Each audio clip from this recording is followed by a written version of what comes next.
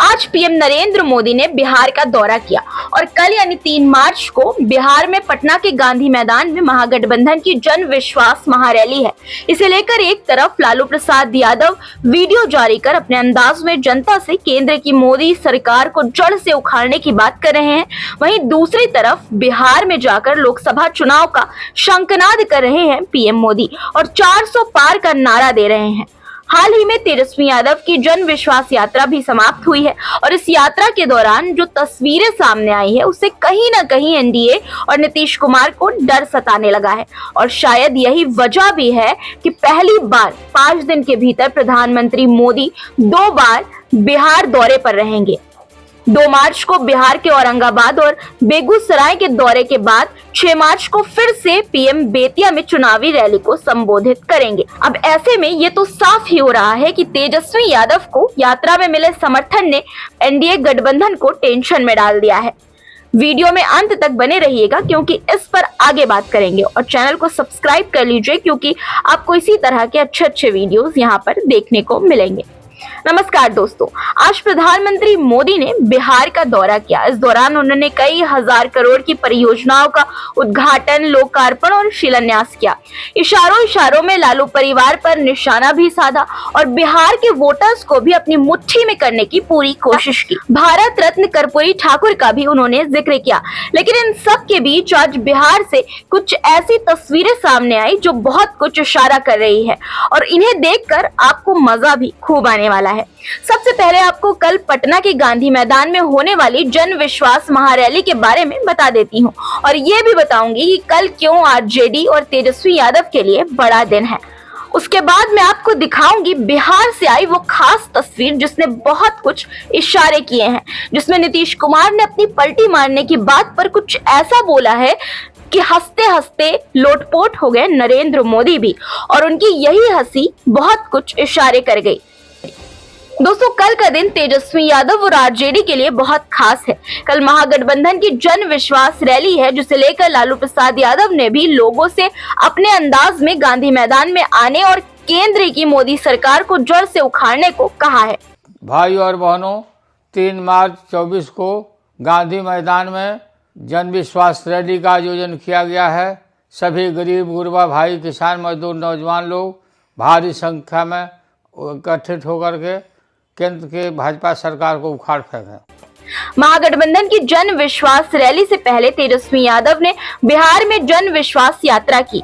यात्रा के जरिए उन्होंने भी लोगों को रैली में आने के लिए निमंत्रण दिया। बहुत ही अच्छा रिस्पॉन्स मिला है। 10 दिनों में जो है लगभग पूरा बिहार के प्रत्येक जिले जाकर के हम लोगों ने जन विश्वास हासिल किया है। जनता का आशीर्वाद प्यार मिला है, इससे हौसला बुलंद हुआ है और मुझे पूरा भरोसा है कि पटना में जो आयोजन हो रहा है रैली का, तो भारी से भारी संख्या में लोग वहाँ पहुँचे। बिहार के पूर्व डिप्टी सीएम और नेता प्रतिपक्ष तेजस्वी यादव की जन विश्वास यात्रा गुरुवार को ही खत्म हुई है। 20 फरवरी से शुरू हुई यात्रा का गुरुवार को आखिरी दिन था। पिछले 10 दिनों में तेजस्वी यादव ने राज्य के सभी जिलों से गुजरते हुए करीब 3000 किलोमीटर की यात्रा पूरी की और इस 10 दिन की जन विश्वास यात्रा से पूरे देश में तेजस्वी यादव ने सुर्खियां बटोरी। दिन रात, सुबह शाम जब भी तेजस्वी यादव यात्रा में दिखे, भयंकर भीड़ के साथ ही दिखे। तेजस्वी यादव की यात्रा की गूंज ऐसी थी कि सब ने इसकी तारीफ की। तेजस्वी की यात्रा बिल्कुल साधारण, बहुत ही देसी सी थी। कहीं वो चटनी रोटी खाते नजर आए, कभी लिट्टी चोखा खाते नजर आए, लेकिन इसी साधारण और देसी यात्रा ने सत्ता पक्ष को हिलाकर रख दिया, डरा कर रख दिया, क्योंकि अपनी इसी चुनावी रणनीति के तहत तेजस्वी यादव मुख्य रूप से 17 महीने बनाम 17 साल की जो उपलब्धियां हैं उसकी बात कर रहे थे। लोगों को बता रहे थे कि उन्होंने क्या काम किए, लोगों से एक मौका मांग रहे थे। और इस बीच ऐसी चर्चा भी चल रही है कि नीतीश कुमार ने जो गठबंधन तोड़ा है उससे तेजस्वी यादव का रास्ता खोल दिया है।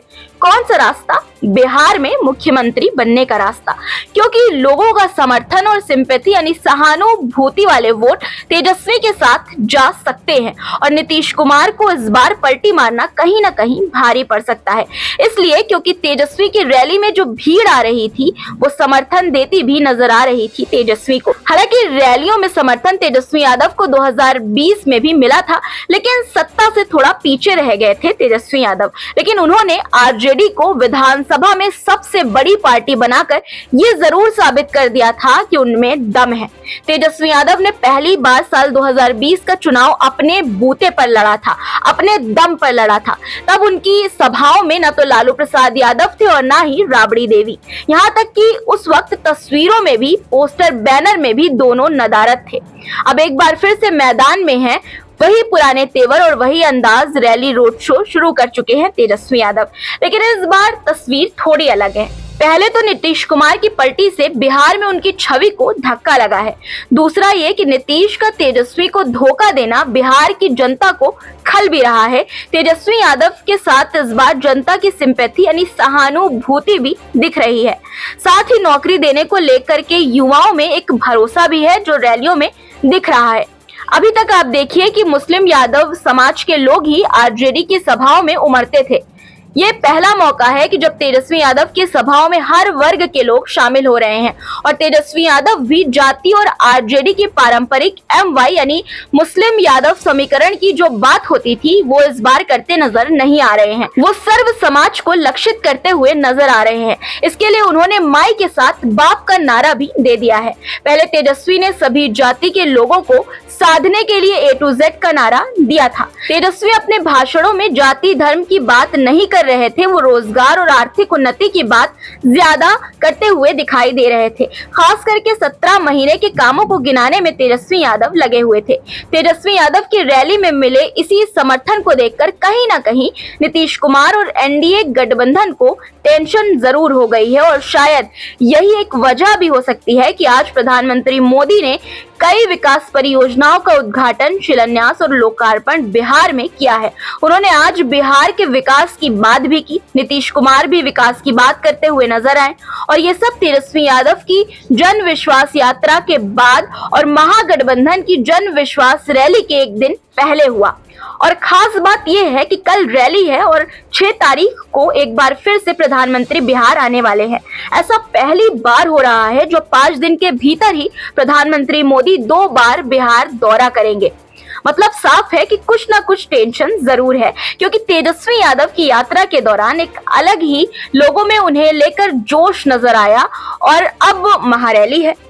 रैली की बात की जाए तो लालू प्रसाद यादव की छवि रैलियों वाले नेताओं की रही है।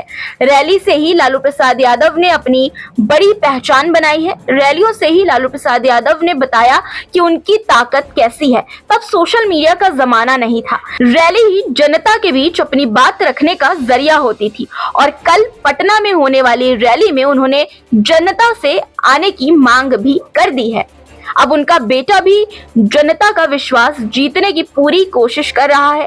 सत्ता से बाहर होने के बाद तेजस्वी यादव 3 मार्च की रैली की तैयारी में जुटे हैं। इससे पहले उन्होंने अपनी यात्रा में नीतीश कुमार की खूब आलोचना की थी। ये भी बताया था कि उनकी पार्टी के सरकार में आने के बाद किस तरह से बड़ी संख्या में सरकारी नौकरी दी गई। साथ ही ये भी कहा था कि रैली का असली मकसद बीजेपी को रोकना है।